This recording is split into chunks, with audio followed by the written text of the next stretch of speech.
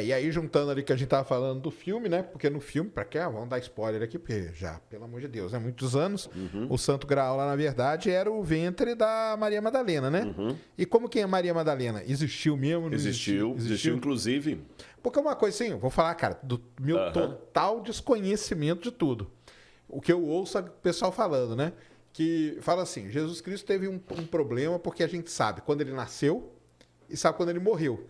Mas tem um período da vida dele... Dos 12 aos 30 anos. Que a gente não sabe nada do que aconteceu. O que aconteceu, então, com Jesus, que arqueologicamente tem alguma coisa e tal, nesse período de vida dele? Eu vou te dar a resposta mais simplória que você pode imaginar, mas é essa. Ele foi simplesmente um judeu como outro qualquer. Entendi. Só isso. Mas, de novo, a busca do mito. A gente quer alguma coisa, tem que ter alguma coisa. Não tem. Gente, quem é sofisticado é o ídolo. Aí que eu vou falar agora em teologia para você. Quem é sofisticado e quer o glamour é o mito, é o ídolo. O Deus de Israel, não. Vou dar um exemplo de estudo de casa e eu volto para Jesus, da Maria Madalena lá, que você perguntou. Deus, quando apareceu para Moisés no Sinai e deu os 10 mandamentos, que os judeus até contam a piadinha, que originalmente era para ser uma tábua só, né? Aí pôs em quantas? Em 2, né? Pode ser até 3, que é aquele filme antigo lá que eu esqueci o nome, daquele judeu lá, que aí falou assim, aqui estão as 3 tábuas, aí cai uma quebra, né? As 2 tábuas. E o pessoal brinca também que assim, que era uma tábua só, e Deus falou, Moisés, aqui estão os meus mandamentos. Aí falou assim, o que é isso? Os meus mandamentos, Moisés. Quanto custa? É de graça. Então eu vou levar 2. Né? Então, nesse momento da aparição, você tem a epifania. Deus aparece no Monte Sinai com raios, trovões e tudo mais, e o povo fica assustado. Aí Deus vira para Moisés e fala assim, Moisés, faz uma barraca para mim lá no meio do acampamento, que eu vou ficar no meio do povo ali. E o santuário, que o primeiro templo judeu, era um negócio besta, pequeno, besta no sentido de simplicidade. Não tinha nada parecido com o templo de Karnak, com os templos babilônicos, os sumerianos, coisa simples. Então Deus foi bem simples. Quando o verbo se fez carne e habitou entre nós, que é Jesus, ele se encarnou num bebezinho. E Jesus se tornou homem mesmo. O menino Jesus fez cocô na fralda, arrotou, vomitou. Era um ser humano, né? Ser humano. E ele, nesse período aí, com exceção dos 12 anos, que eu posso colocar desde a infância até a fase adulta, que o único episódio que a Bíblia conta é a ida de Cristo aos 12 anos no templo, que alguns pensam que foi o bar mitzvah de Jesus.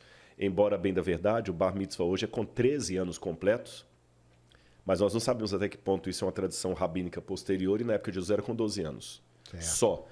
E não tem nada, é porque não tem nada. Você entendeu? Entendi. Mas tem que tocar? Não tem. Ele simplesmente trabalhou lá na carpintaria, andou em Nazaré. Talvez era uma pessoa de um caráter mais elevado, que agora eu já estou especulando, mas com base em alguma possibilidade. Foi vítima de inveja, de bullying dos outros, que queriam fazer coisa errada, ele não. Até que o dia ele vai ser batizado por João Batista e aí a história continua. Mas você perguntou da Maria Madalena, você ia fazer uma questão sobre ela. Não, é que o pessoal fala da Maria Madalena lá, né? Que ela... tem que ter também um romance de Jesus com Maria Madalena. Que foi, e aí dali saiu uma linhagem. Que foi para a França, para a Gália. Os templários que protegiam, né? Exatamente, tem toda essa história, né? Os merovingios que a protegiam. Na França até hoje existe. Eu escrevi um livro agora sobre Maria Madalena. Vai ser lançado ano que vem pela editora Planeta. Vou te mandar um na época. Mas aí, a verdadeira história. Eu falo assim, porque tem a parte, o que está escrito na Bíblia. Na Bíblia, primeiro, tem alguma coisa escrita sobre ela.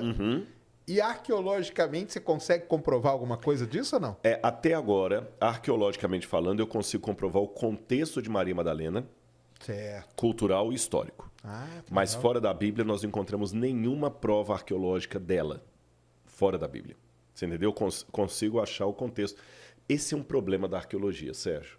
Seja ela arqueologia bíblica, grega, até a do Brasil. Nós trabalhamos com fragmentos de história. Sim. Um pedacinho do quebra-cabeça, né? Vamos falar, os evolucionistas mesmo, com relação aos fósseis humanos. Sim, é uns pedaços, né? É uns pedacinhos, um aqui e outro lá. Agora acharam mais um, né? Eu vi hoje na reportagem lá.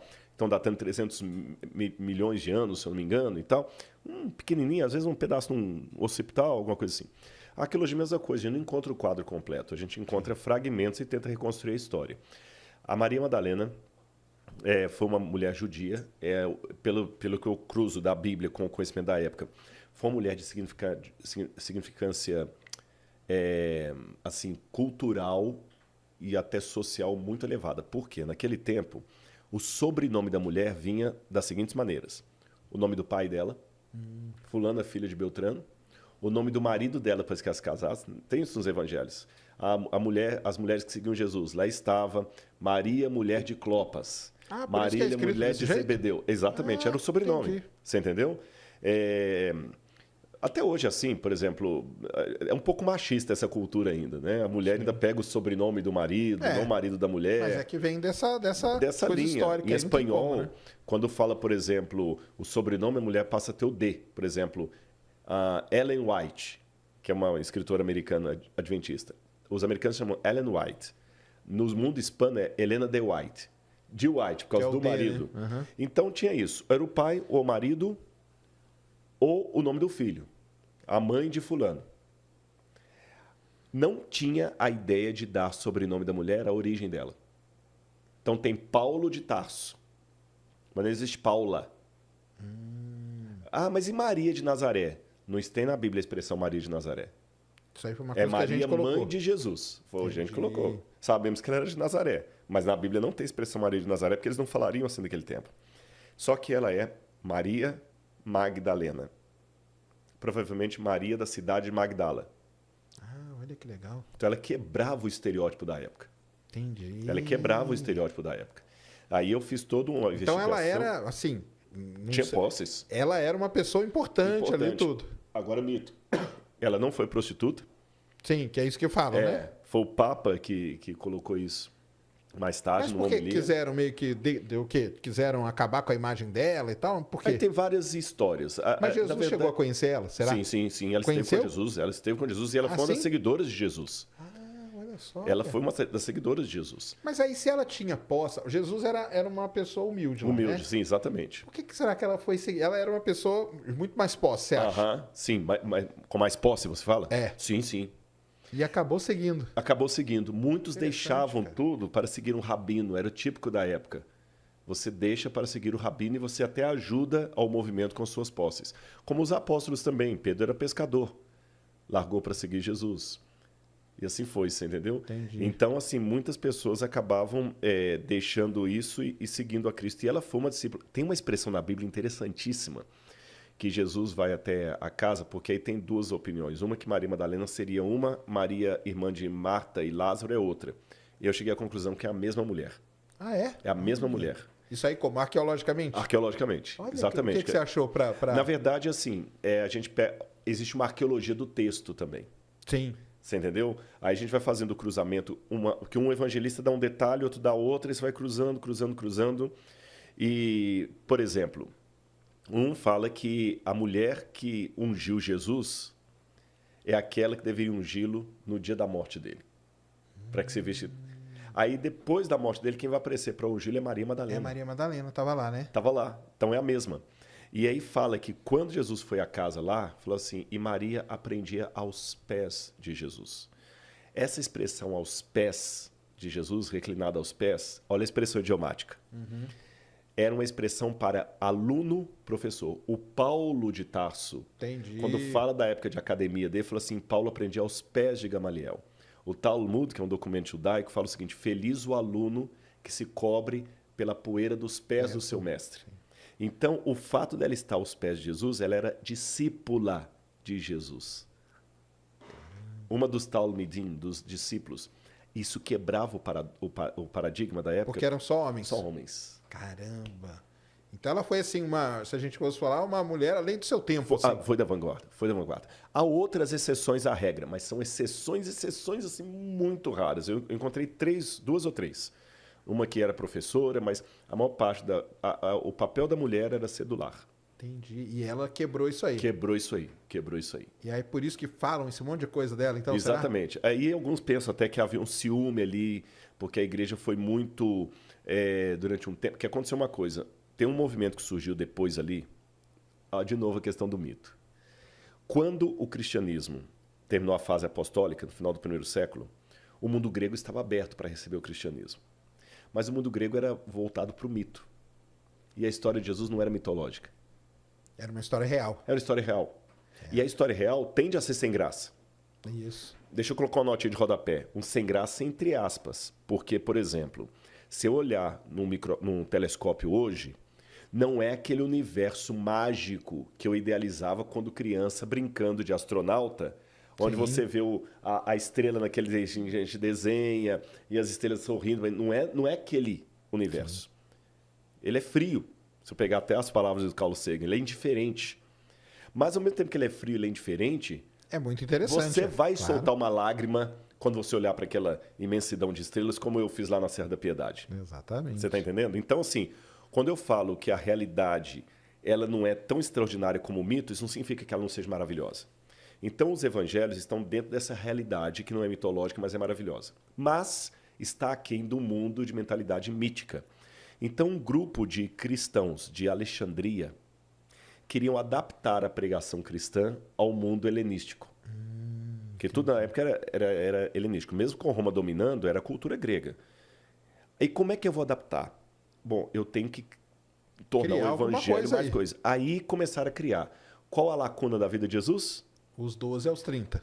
E qual que era a gama de um herói grego? É justamente a infância e juventude dele, os trabalhos de Hércules.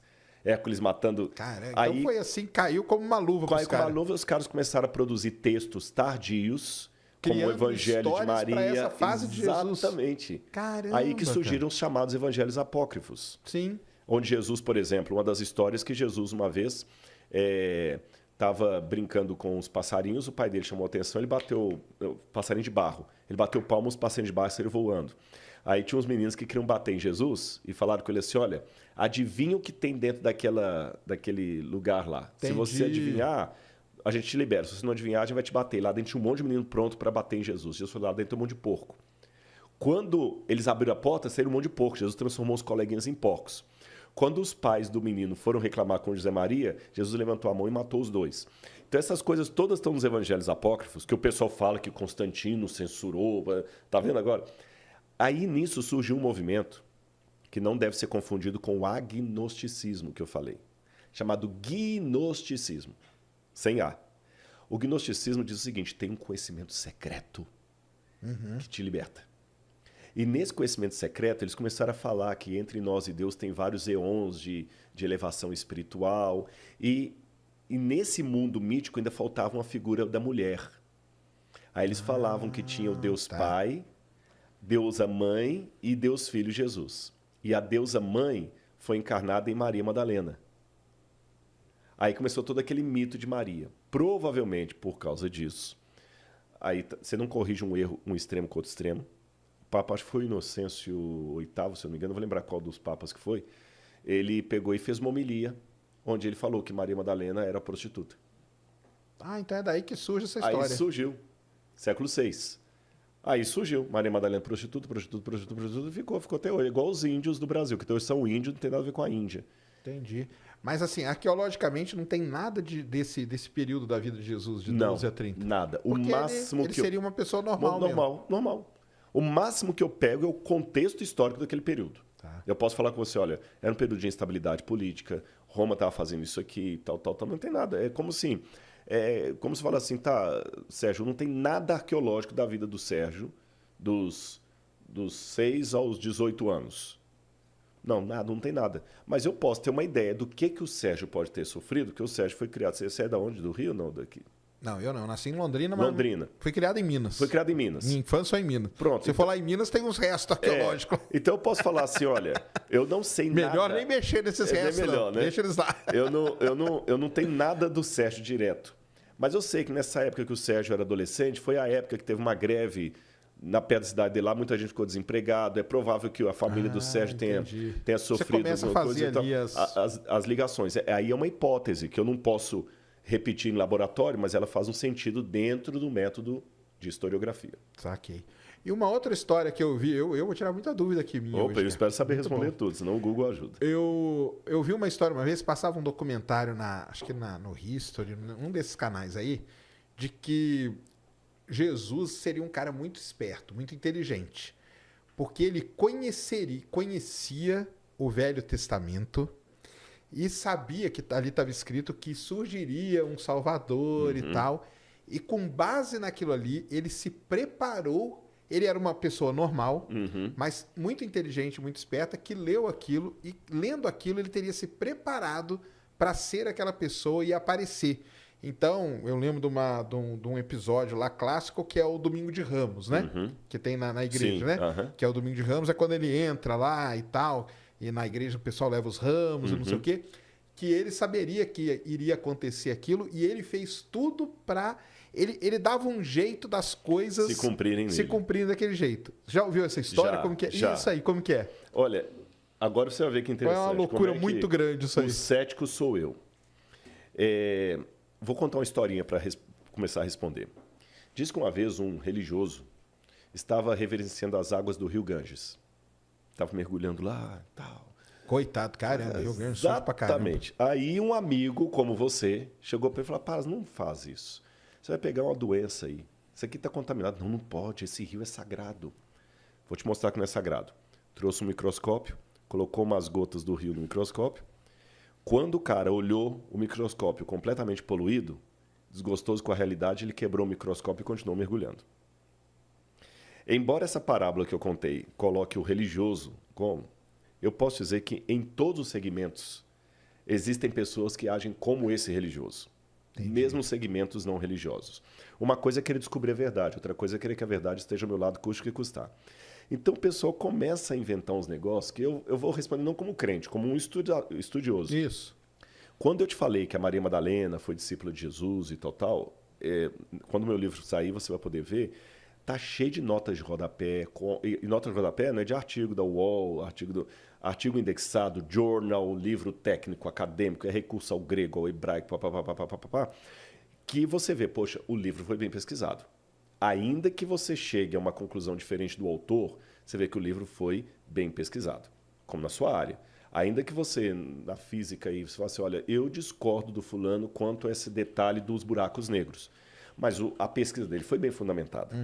Ainda que eu chegue a uma conclusão diferente, mas o cara, ele botou ali, né? A mesma coisa. O Código da Vinci, eu consigo ver que é uma pesquisa mal feita. Sim. Então, quando eu vejo, até, desculpa, eu não sei se vou quebrar agora o que eu vou falar aqui, mas a History só está caindo de qualidade dia após dia. Ah, sim, isso é verdade. A History, por favor, não sei se é em nome de vender mais ou se a população está ficando mais emborrecida, mais estúpida, sabe? Não tem mais uma coisa fundamentada.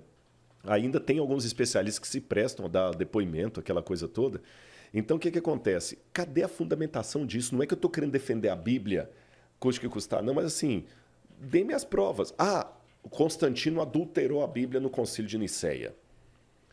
Esquece se crê ou se não crê. Vamos falar de pesquisa acadêmica. Isso é uma afirmação tão gratuita quanto eu dizer que você é pai de uma garota que está lá agora. Entendi. Tá, Rodrigo, peraí, vou até te processar aqui por calúnia e difamação, porque para você falar que eu sou pai de uma garota lá, você tem algum exame de DNA, tem alguma escola? Não, porque o Sérgio, sabe por que o Sérgio está aqui agora?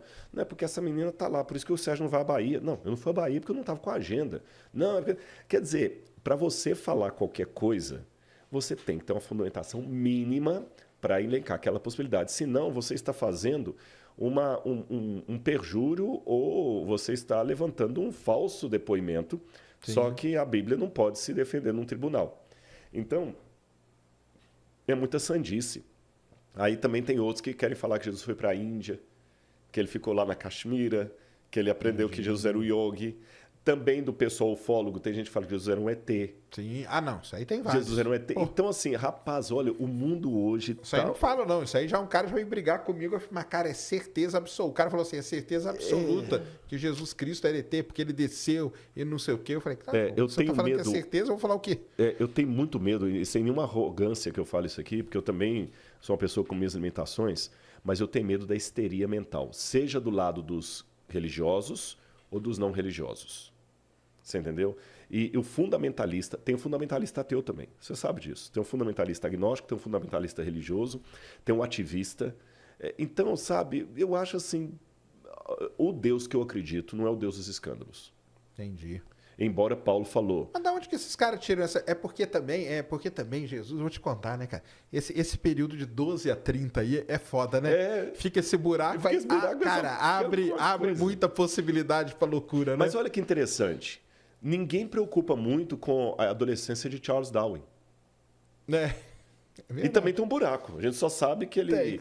E dele nem quando criança, você só sabe dele ali quando tava no barco lá. Exatamente. O Nietzsche também só pega ele depois já quase ficando insano lá no sanatório. Ninguém preocupa com a adolescência de Mahatma Gandhi. Agora, é lógico. Aí isso aqui é uma coisa que a gente tem que admitir. O nome Jesus, ele tem uma coisa que atrai. Para você aderir ou odiar, como dizia C.S. Lewis, você pode até cuspir nele, você pode até não acreditar nele, mas ele mexe com você. Porque é curioso que nenhum livro do mundo foi tão perseguido e hostilizado como a Bíblia. Nenhum. E olha o paradoxo. A Bíblia, que foi o livro mais queimado, mais proibido, mais hostilizado, hoje é o livro mais vendido e com o maior número de manuscritos preservados. Então, esse livro tem uma coisa que atrai o ódio ou a adesão completa. Claro. Só explicando, é um amor ou ódio, né? Só explicando uma coisinha que eu falei aqui que pode gerar uma dúvida em alguém, quando eu falei assim, o Deus que eu criei não é o Deus dos escândalos, porque Paulo falou, nós pregamos a Cristo crucificado, loucura para os gregos, escândalo para os judeus. Mas quando ele falou escândalo para os judeus, no sentido que os judeus se escandalizavam com aquilo que quebrava, não que Deus seja escandaloso. Entendi. O pessoal aqui tá falando que eu tô... Cara, eu tô falando, eu vi isso aí num documentário, cara. É um documentário que tem... Deve ter aí, vocês vão achar esse documentário onde o cara fala isso. E isso aí ficou na minha cabeça, cara. Não, você sabe qual que é a coqueluche agora, a onda agora, né? Não, qual que é? Jesus é gay. Ah, é? A cada época tem que rotular Jesus uma coisa. Parece que todo mundo quer Jesus no time dele. Jesus teve que ser indiano, Jesus foi yogi. Olha, a ideia, vocês estão achando que o Sérgio está exagerando, mas eu vou falar com conhecimento de causa. E eu estou dentro da minha área de... Tem tese que eu falo não no sentido acadêmico da palavra, dessas loucuras por aí, né? Tem tese que Jesus era ariano. Lembra do Hitler lá? Tese que Jesus era ariano. Jesus era yogi. Jesus era mulher. Agora, a última é que Jesus é gay. Jesus era ET. E aí vai, né? E aí vai, você entendeu? Na época do nazismo, tinha professores lá aliados ao Hitler que diziam que Jesus não era judeu, Jesus era um ariano.